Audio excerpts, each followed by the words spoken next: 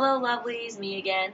This video is the first of a series that I have developed, Confessions of a Heathen Witch, that I've actually developed more or less for myself as a way for me to call myself out on a few behaviors and thought processes that I have recently established that I am not a fan of. So I'm using this series as an experiment to smack myself out of them before they become bad habits. So this video I'm actually going to talk about spiritual justification and validation. This video is actually accidentally a response to a few videos that I've seen recently floating around YouTube addressing the issue of elitism within the witchy pagan community, specifically kind of calling out those who either feel the need to belittle people based on their practices or impose their own faiths and beliefs on others because they feel that their way is the only way. And while I haven't experienced that kind of behavior firsthand, I have seen traces of it here and there. And for me, being still really unsure of myself in my practice, I'm still really trying to get a solid grasp on what it is that I want to do, how I want to do things. That's a very discouraging thing to see, because for the most part, the community has been absolutely wonderful. It's been very inviting and accepting and inspiring. So to see this kind of behavior is really, really off-putting. And it's making it so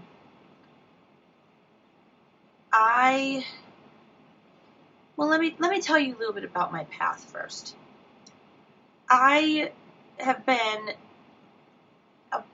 following a pagan path now probably for just under a year or so. And when I first decided that a pagan path was the direction I wanted to take spiritually, I already had in my mind a few areas that I wanted to explore. I've always been interested in, when I was much younger, I want to say maybe middle school age, I had a deep, deep, deep love for the Egyptian pantheon. I knew all the gods. I did a lot of reading on it. I guess you could say it was kind of like almost like an obsession for me at the time. I don't know what called my attention to it. I just remember loving it. I think it might have been like one of the lessons we learned in like history class or something that really started it, but I explored that.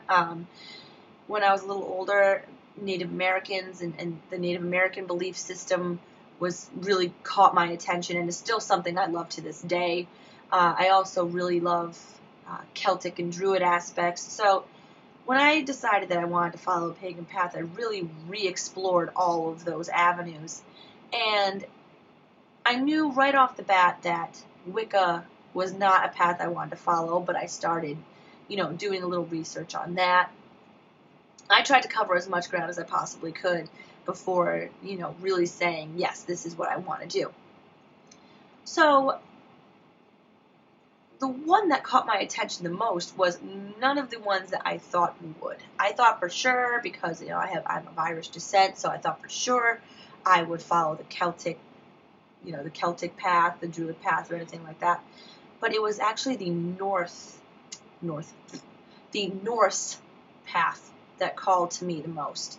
I was reading a book on the myths, and the deeper I got into these stories, the more it was like, hello, Kim, this is what you want, come play, come hang out. So I really followed that and started reading more on, the old gods and the Norse myths and, the culture and things like that. And it just all felt right to me.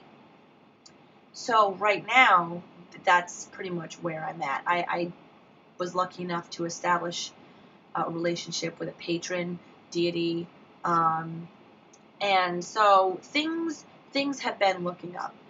But very recently, I'm going through a very big changing period where my boyfriend and I are closing on our house at the end of the week. And so there's that.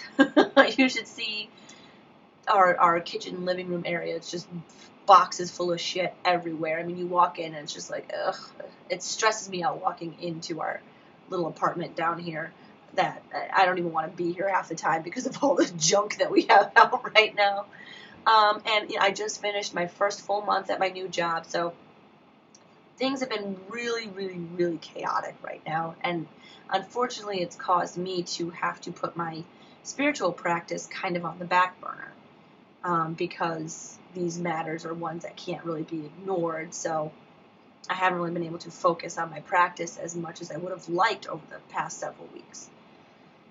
And so, as I've continued, exploring these communities and, watching videos on YouTube and just, just playing around online, because I haven't yet looked for a physical community to join, and that is in part because I realize that I have developed a fear of progressing.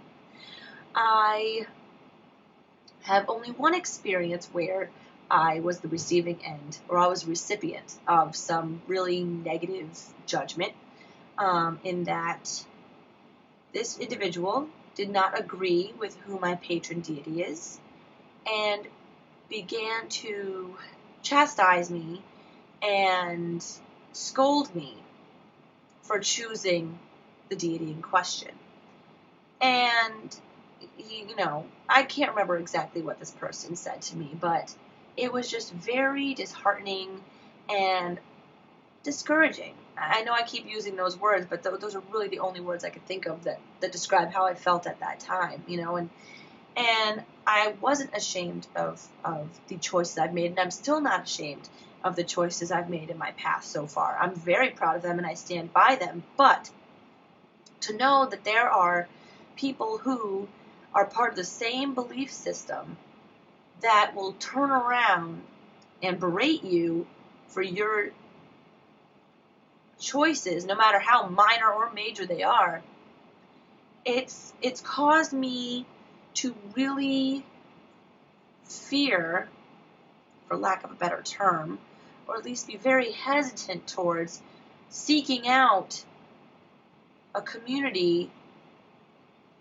to be part of. I'm wording it poorly, and I know I am, because the community on YouTube, like all you guys whose videos I watch, who have watched mine, you all are wonderful.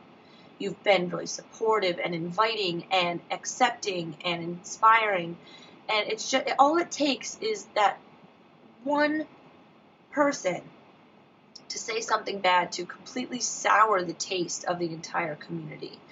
And that's what I think happened. And I'm aware of all of these people. I went in knowing that there are people like that out there that are going to be like, my way is perfect, your way is wrong. That's everywhere. That's not just this community. And I went in and I'm like, I'm not going to let that bother me. I'm not going to let that happen to me. And when it did, I'm ashamed at how I let it get to me. And it's almost like I'm kind of avoiding joining a community, or I'm kind of avoiding really committing to calling myself a heathen or a member of that belief system because of that person. I don't want to be part of a group where people like this exist, where these kinds of people are. And it bothers me that I'm letting one person make that decision for me. And I'm really trying to justify why I've chosen to follow the Norse pagan path. And I shouldn't have to justify that to anyone. If it feels right for me, that's all that should matter.